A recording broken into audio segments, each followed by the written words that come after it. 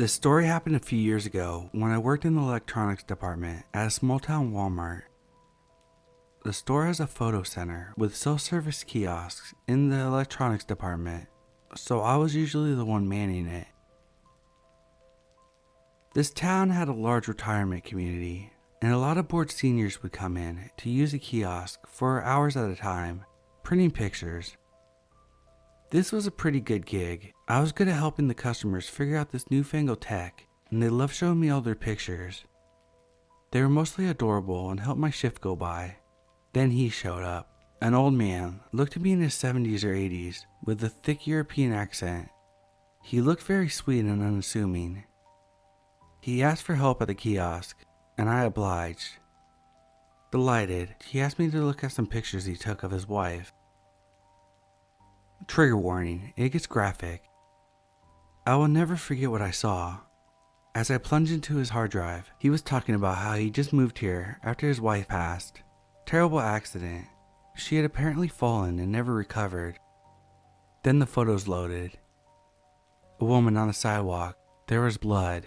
Her arm stuck out at an odd angle. She looked broken. The man, still smiling by the way, explained how he had taken this right after her fall. He clicked the arrow keys. There were many shots from different angles. The horror show kept going. I was completely speechless. What do I even say to that? There was another series of the same woman in a hospital bed, hooked up to all kinds of tubes, clearly dying. It was sickening, but the worst ones were the ones where she was dead. I mean dead, eyes open and rolling back, mouth gaping dead. Then the old man standing next to her corpse, smiling, the same creepy smile he wore as he completed the gruesome tale. I don't know what happened to him after that. I muttered some excuse and ran to the bathroom. I threw up and then went home. Every time I saw him in the store, I power walked the other way. I did speak to my manager about it, but I feel like they never took it seriously. They said that he was just a harmless man with a photography bug. I still see that dead woman when I close my eyes sometimes.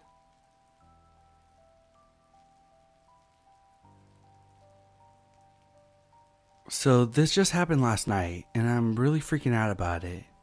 For some context, I'm a 25-year-old female living in a less than desirable part of my town. There has been a huge problem with the overabundance of homeless people in my area. The homeless part isn't the main concern. It's that most are on drugs, which has led to a major increase in break-ins, and going out in the dark, even just to the car, is a tad bit hair-raising. Anyways, I live on the 3rd floor of a 3-story apartment. The layout of my apartment is pretty basic. Kitchen and bathroom to the left and right as you enter. If you continue down the straight hallway from the entry, you'll hit the living room and the dining room that has a huge bay window with a bedroom to the right. So last night, I had just got done with the dishes and was preoccupied in the kitchen. I kept hearing what I can only describe as a scratching tapping sound. It was pretty faint, and at the time I paid very little attention to it. A little after I started hearing the sounds, I went into my bedroom, and through the window I could have sworn I saw movement, but when I took a closer look, nothing was there. Now, I live on the 3rd floor, but below my window is the top of the extended portion of the shared laundry room. It was a good 10 to 12 feet below the bottom of my window. At this point, I thought I was just tripping after a long day. I changed and got something comfy on and headed into the living room to watch a few episodes of Lucifer and text a few friends. The whole time when I was on the couch, I would hear the same faint sounds, but every time I would pause the TV, I would no longer hear it. At this point, I don't know if I'm nuts or I should actually be wary of this. I kind of brushed it off, but listened closely. I unpaused the TV, but was not focused on the devil himself. I was just listening and looking out the corner of my eye. That's when I saw it, a hand at the corner of my bay window. It's important to note that there's an 8-inch ledge just below my window. I believe the purpose of the ledge is for drainage. Well, anyway, there was someone on that ledge just below my window. I tried to act as if I hadn't seen anything, and then sent a text to the guy that lived 2 apartments over, just hoping that he was home. I casually walked into the kitchen and decided to call him. Luckily, he picked up right away. "Hey, what's up? There's a person outside my window, and I think they're gonna bust in." He then said something that made my heart drop. He wasn't home. At that point, I didn't know what to do. I was still in the kitchen, but was acting like I was cleaning up and turned off the kitchen light. I just stood there in complete darkness. I was doing my best to play it off as if I was clueless, and I think I was doing a good job. I was acting as if I was texting, but I had my eye trained on the window. That's when it all came together. I saw the hand move out of the corner of the window with what looked like a phone, and then I heard the sound. It was a slight tap of the phone against the window. He was recording me through my window. I don't know why I did what I did next, or if I was even thinking, but I ran straight towards the window and pounded on it. The hand moved quickly, and then I covered my windows with my blinds. It's kind of an anticlimactic ending. I ended up calling the cops, but I doubt anything will come of it. Earlier today, my neighbor gave me sticks to put in my windows, and I think I'm gonna have my blinds closed at night from now on. I don't know how long this person was out there, and I honestly don't want to know. I just feel so unsafe sitting in my apartment tonight.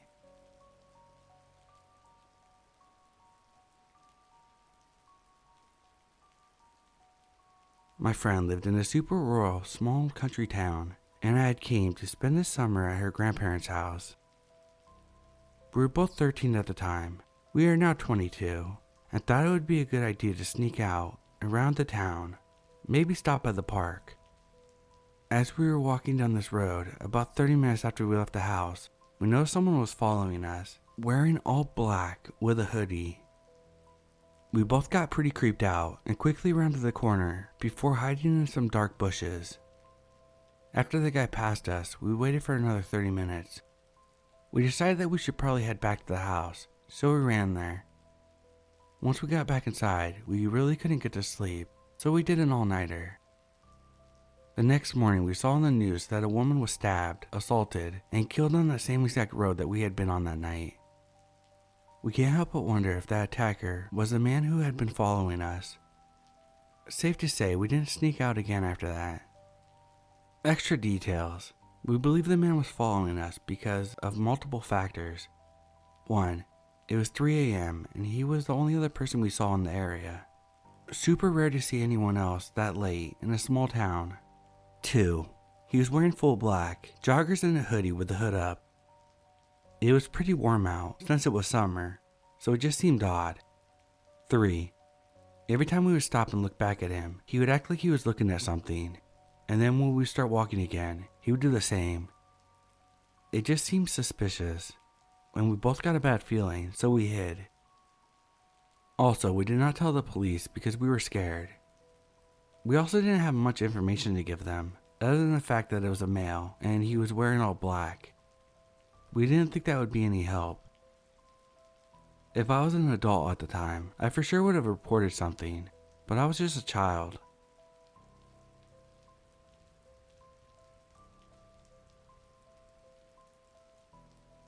So this story is from around 10 years ago. I was 16 or 17 at the time. I recently discovered this subreddit, and it instantly brought these memories flooding back to me. At the time, I kind of just brushed it off, because nothing bad ended up happening, and I put it down as, I guess this shit just happens to you when you're a woman walking alone at night, but looking back now, I realize how creepy it was. I was coming home on a Thursday night after being at a pub with some friends. We had been out a little more centrally in the city, so I had to take the bus on my own to get home to my residential neighborhood. I had done this route hundreds of times, so I didn't see it as being particularly dangerous, especially since I live in a fairly nice neighborhood. It was only about 11 p.m., but because I lived in a residential area and it was in the middle of the working week, when I got off the bus at my stop, it was absolutely dead and there was no one around. Again, this didn't spook me, as it's only about a 5 to 10 minute walk from the bus stop to my house. As I turned down a long residential street that leads towards my house, I noticed a guy walking further down the street. This puts me a little on edge, but I was reassured by the fact that he had his back towards me and was walking away from me down the street.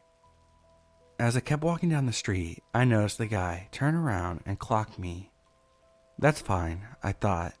I always turn around when I hear someone walking behind me at night, so nothing weird about that. But I noticed as we get further and further down the street, kept checking if I was still walking in the same direction as him. At this point, I'm starting to get pretty freaked out, as I'm painfully aware that we are the only two people around. Just as I was weighing up what I should do, he turned down the path of one of the houses to the right, and I let out a sigh of relief. He was going into his house. I was just being paranoid the whole time. The houses in my area are terraced, with the front doors kind of being embedded into the enclave at the front of the house. What this means is that from where I was standing, about 50 feet away, I couldn't actually see the front door of the house, as it was obscured by the wall. However, I saw him walk down the path and disappear into the front enclave, so my logical conclusion was that he was letting himself into the house.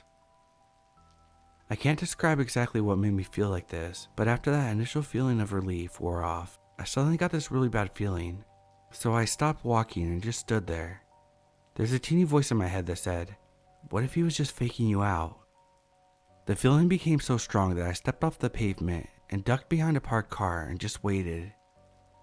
After a couple of minutes of just crouching behind the car, staring at the house, I saw movement and my heart stopped.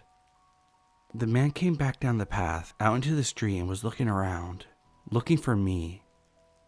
He must have been waiting for me in the doorway, knowing that if I kept walking, I wouldn't see him until it was too late.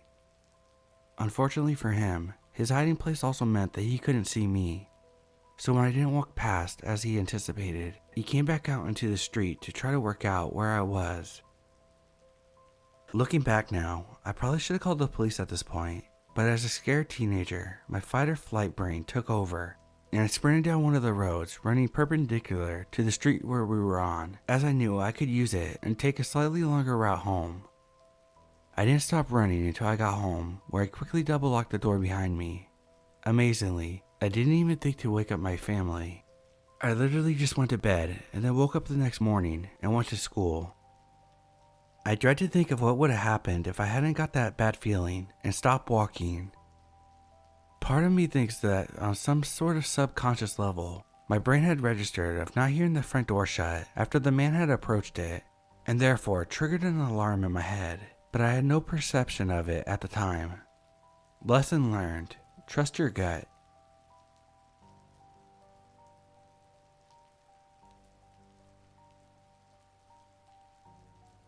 I was in a toxic, borderline abusive friendship with a girl from the ages of 9 to 12. Here's a little background information to give you a little understanding as to what my life was like back in the late 2000s, early 2010s. I grew up in a very tumultuous household. My parents hated each other, and my extended family, along with my immediate, were plagued by mental illness and drug addiction. Needless to say, I was a very anxious girl who was drawn to unstable people, and suffices it to say, they were drawn to me. I was a shy 11-year-old girl who, like many others before me, used the internet as a way to vent my frustrations and anger about my home life. This was the time where AOL was the main source of communication used between friends, and I was no stranger to this, along with MySpace and Facebook. However, I wasn't like the typical preteens of this era, or so I thought. I kept my profiles private, never accepted a follow or a friend request that I didn't know, and never shared my location on these said profiles. This is the part where I introduce Tanya.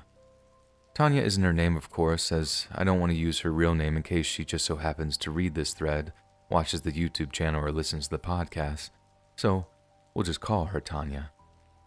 Tanya and I met in elementary school, one of the points in my life where my family situation was quite volatile, and in retrospect, I think she sensed this. I was vulnerable, and Tanya took advantage of my innocence. She never really displayed any signs of her true intentions in the beginning, as they never usually do. She would do shady things every now and again, manipulate me into begging my mom to stay on the computer until the wee hours of the morning so we could go on not-safe-for-work websites, ghost me when I didn't give her my favorite pen, or yell at me when I couldn't perfect a guitar solo on Guitar Hero. She did some things to me that I believe my brain blocked out due to trauma. My mom didn't like her either. Parents always have weird intuition when it comes to friends, and I wish to God I would have listened to my mom before Tanya did what she did to me. Tanya's behavior changed for the worse when we turned 11. Tanya was openly jealous of my success in school. Granted, she was incredibly smart herself, but she always made it a point to mock me for having great grades and would always comment that since I wasn't pretty enough, having good grades would be a nice balance. Nice, right? It took me a while to build my self-esteem up after all the snide remarks she would make about my weight and my face, and only now as a 22-year-old do I think that I'm beautiful and have a wonderful figure. Anyways, back to Tanya. As a result of her jealousy and growing resentment towards me, she began to plot my downfall. I make no exaggerations either. This girl literally tried to ruin my self-worth even more than she already had. It started in 6th grade. Tanya and I were remarkably close that year, and I wanted to do everything with her. We would talk all day in school and would chat all night on AIM. One particular evening, Tanya and I were talking about boys. Being that we were hormonal preteens, our conversations would usually turn into who we liked in school that day. Being that I had a horrible relationship with my father, I didn't really trust boys, even from an early age, so it was rare if I developed a crush on one. I remember Tanya and I's conversation going a little something like this. Her saying, "Do you know Mark?" And me replying, "The kid in my class, yeah, why?" "I heard he likes you." "What? No way." "Totally, he told me. You want me to talk to him and give him your username?" "Of course. Oh my God, thank you, Tanya." My heart was racing. A boy liked me? Impossible. When Tanya told me that she would give Mark my username for AIM, I nearly exploded in my seat. 11-year-old me couldn't believe I was going to have my first real boyfriend. But how wrong I was. Fast forward to the next night, I was getting ready for bed when I heard the famous AOL ding sound off on my iPod Touch. You know the sound I'm talking about. When I checked the notification, it was a message from MarkyBoy99. I turned red. Tanya really had talked to Mark and gave him my username. She was truly the best. He messaged me with the usual, "Hey," emphasis on the 3 Y's, and I responded, "Hey." I didn't want to come off as desperate, so I only used 1 Y. Not even 1 minute later, he messaged me back. We talked all night about everything, our days, how school was, what type of silly bands we liked, typical 11-year-old stuff. I have to admit, I was smitten right off the bat. I think it was partly because I had never really had a boy like me before, and the other part being that my self-esteem was so low that I never thought a boy would be capable of liking me. Also, it could have been because Mark was one of the most popular boys in school at the time. He played football, was mouthy to the teachers, and was extremely outgoing. All the things a young girl would be attracted to. He talked for months, my puppy love growing for him more and more every time we chatted. Of course, I never spoke to him on the phone, nor did I get his phone number because why would you do that, right? All the while I was speaking to him, Tanya would be gassing me up, telling me how proud she was of me and that I deserved a boyfriend. My suspicions of Mark only began to grow when I attempted to approach him during school hours. Again, I had anxiety, so I'd never really speak to Mark outside of AIM. When I went to talk to him, Mark looked confused, as if though he's never had a conversation with me before in his life. He turned away from me on the playground and walked to be with his other friends. Weird. This wasn't like him. He was usually so chatty with me online that I expected him to welcome me with open arms in person. My ego was bruised. My little 11-year-old mind tried to rationalize this behavior by chalking it up to him not wanting to talk to the nerd since he was so popular and that he just preferred to keep our relationship online. I told Tanya the news and she seemed to be genuinely heartbroken for me. She was just as angry as I was and vowed to confront Mark later that day during music class. I was happy. Tanya had my back, and as far as I knew, she was going to tell Mark off about being a total jerk to me. Well, it worked. Later that night, I got a message from Mark telling me how sorry he was for ignoring me and that he was just going through some family things. Back in love I was. I didn't care that Mark ignored me during school. I didn't care that he rejected my advances in person as long as I had him to talk to online and Tanya's support. I was fine. I even told my mom about him, and she was extremely happy for me as well. Another month passed, and it was March 31st, 2011. Mark messaged me and told me that he had something very important to tell me the next day. The anxiety began. What was it? What did he have to tell me? At that point, I considered myself and Mark to be dating, so I was anxious that he was either going to break it off with me or that he was going to make us public in school the next day. I told my mom and Tanya, almost on the verge of tears, of how excited and nervous I was. Well, the next day, April 1st, 2011, rolled around, and this is what followed. It was around 7 p.m. and I was on Club Penguin as I usually was until I heard a familiar ding. It was Mark. It was time for the news I've been waiting for all day. Hey babe, winky face. Oh my god, hey, I've been waiting for you to chat with me all night. Sorry babe, I was at practice. Are you ready for the news? I was shaking with anticipation at this point. Even writing this now, a whole swell of emotions was resurfacing. Yes, of course, I said. It was then that Mark sent me a picture. I opened it, but only it wasn't Mark. It was Tanya.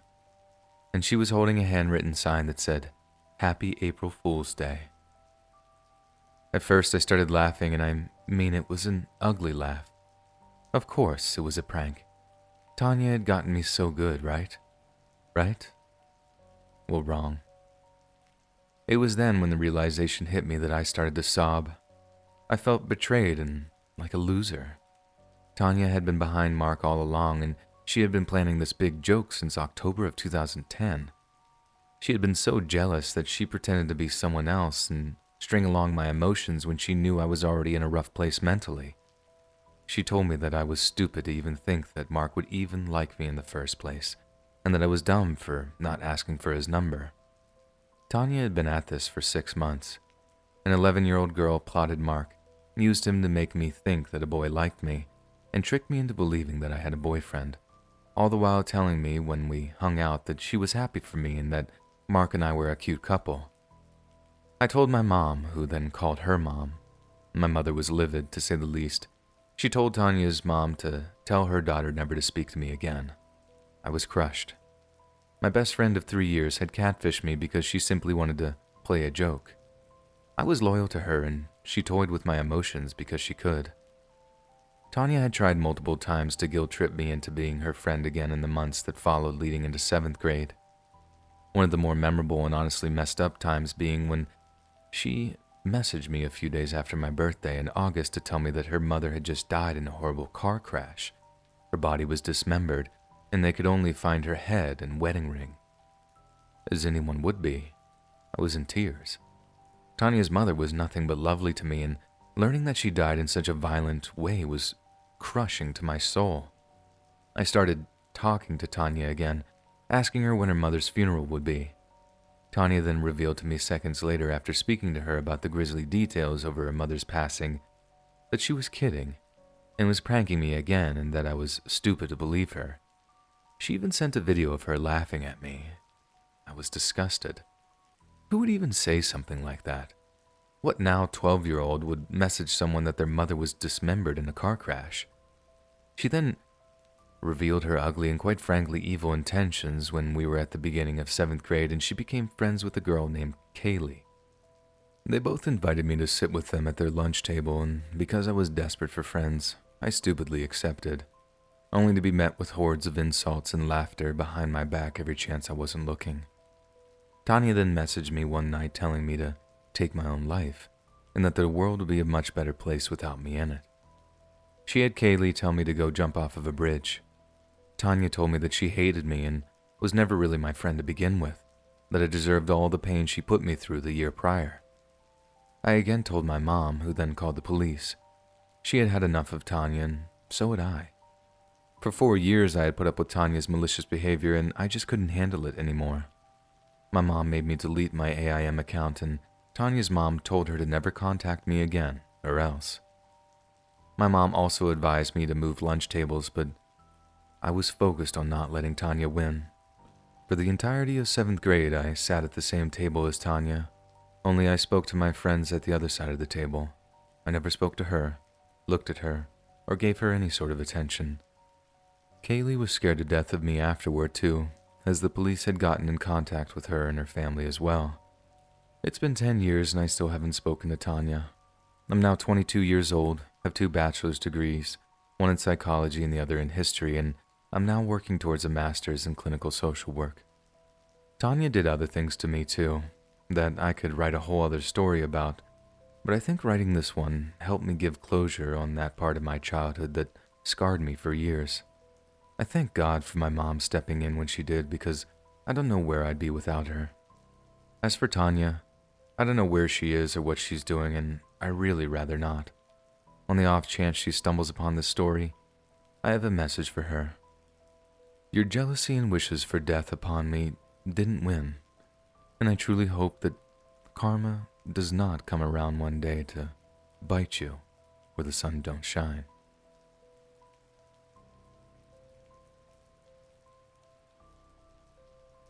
This story started years ago when I was 5. I'm a 27-year-old female now. I lived with my parents and my sister at the time. The average working-class family, nothing out of the ordinary. Happy times. We moved to a different house in the same town, but I was sent to a new school because this one was way closer now. It is curious that I have these times pretty blurred out in memory because I was very young, but there are some days that I see as clear as water. This is one of them. My first day of this new school, I was very nervous. I wasn't the most extroverted or talkative kid. I was extremely shy and insecure and still am to this day. Once a very sweet and loving woman came and explained that she was my new teacher, but now it was English time and she took me to this class. There they were, my new schoolmates and my new English teacher. We'll call him LC. A man in his 30s, short, fat, with a big black mustache. If you got closer, you saw like food debris and saliva in it. It was disgusting, to be honest. We all then agreed that he was kind of a Super Mario look-alike. He welcomed me and introduced me to the kids. I said hi and sat with them on the floor. Many of them introduced themselves, made some jokes. They seemed very nice and easygoing, and I was somehow relieved. I felt integrated immediately. LC proceeded, and he told me to stand up and go in front of the class to practice the basics. My name is, I'm 5 years old, etc. I said it once. It makes me say it again, a bit louder. I say it twice. He tells me to repeat, insisting I must speak louder. I say it for the 3rd time, and it seems like it was never enough. His tone began to sound angry, and he goes again like, again. He had me repeating this like 6 times until I started crying, and he finally told me to sit down. My mates told me it was okay and that he was just a jerk. My mom later asked me about my day at school, and I said everything was fine except for the teacher LC. I started crying and told her I didn't want to go to his class ever again. There was something about him, something dark. I didn't know what it was, but I felt it, and he scared the life out of me. Always trust your gut. Because the following weeks I kept whining to my mom the mornings I had English, but what could she do? She tried to calm me down, saying it was okay to have fun with my new friends and that he was just a grumpy teacher. I went to that school for 4 more years. I got used to him and his peculiar character. For example, he got really angry when a kid was late to his class. He yelled and told them to wait outside, sitting on the floor by the door, thinking. We were actually scared to be late. But there were also days when he was nice and fun. Time passed, nothing out of the ordinary except for one thing. He talked a lot about the FBI. We'd be with computers in class, visiting the FBI website, reading about the most wanted criminals and stuff. Not the average English lesson for 9-year-old kids. He took pictures of us saying that they were for the design of our own personalized FBI identification. A kind of game, I suppose. But it never happened. But we didn't think anything weird about it. Around Christmas time, he had taken a picture of the class to design a postcard. Years later, I was in high school, and an old classmate from that school tells me, "Hey, did you see the news? LC was found dead." I looked for it online, and I couldn't believe what I was reading. Police had found that LC had large amounts of images of children on his computer. In fact, the amount of lewd material found on his computers and hard drives was so vast that it made him one of the biggest ones in the entire country. When LC knew police were after him, he took his own life, jumping into the sea near the town's port, and drowned. I then remember that day when he didn't stop until I cried. I remember he scared me so much I didn't want to go to school. His FBI obsession, our photos, everything made sense. That darkness I felt around him. I knew I should have trusted my gut.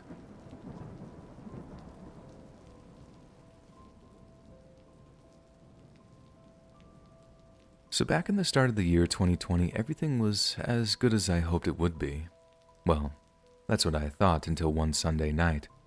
So I'll give you a little backstory which will be important later in the story. My dad had had a bad history with messing around in other people's relationships. Of course, I'm not happy about it, but anyways, a lot of men had gotten so angry at him that we started to have multiple men do such things, such as mess around with our cat houses, break lights, and other things which I can't explain, sadly. So on that Sunday night, it was 10 p.m., which means my sister's boyfriend has to leave due to curfew rules and so on. I can't remember clearly, but it was all chill and quiet and normal. At least that's what I thought. Keep in mind that my parents were not home except for me and my sister. It was time to feed our cats because we were going to lock all the doors to go inside. Then my sister whispers loudly to me to go to our back door, which led to our garage. Then we heard a low voice mumbling something as if he were trying to keep quiet. Then this unknown house intruder let out a loud sneeze, and that's when we knew that there was someone in our home. So me and my sister ran into her room and locked the doors to keep safe. She tried many times to call my parents and relatives that lived nearby and nobody answered, and that's when I suggested her boyfriend. Luckily he picked up and she told him the situation, so he quickly drove back. As he arrives and checked the garage and house, nobody was there, of course. I don't know what would have happened if nobody picked up the phone, but I'm happy we didn't.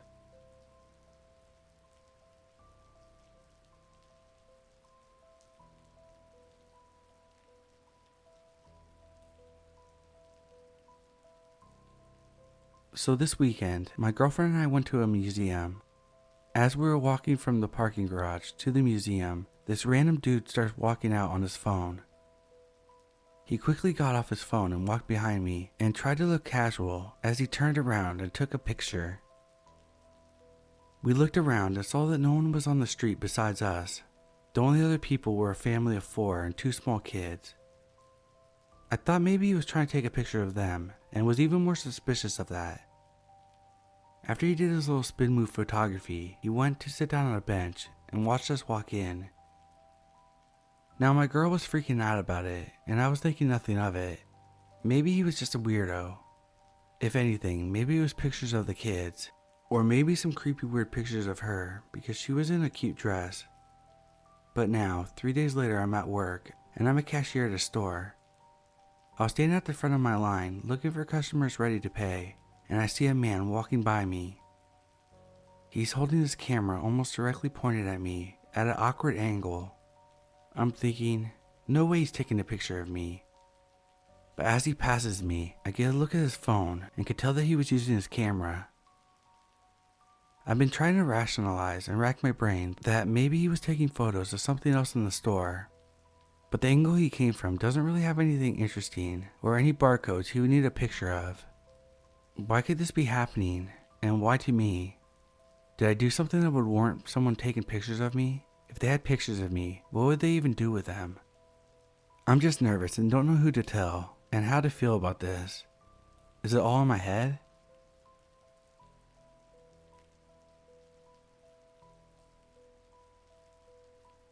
This just happened today.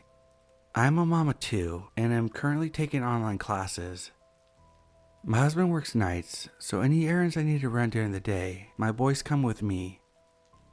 Today's errands included me running to my school's library for some books.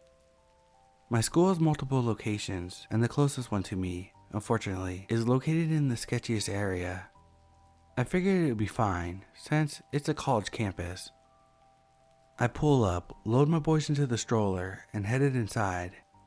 As soon as I went in, I noticed the first floor was mostly a resource type of area, and didn't see an elevator to the other floors.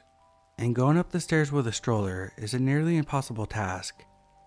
I didn't want to give up, so I started strolling to see if there's anything I could use.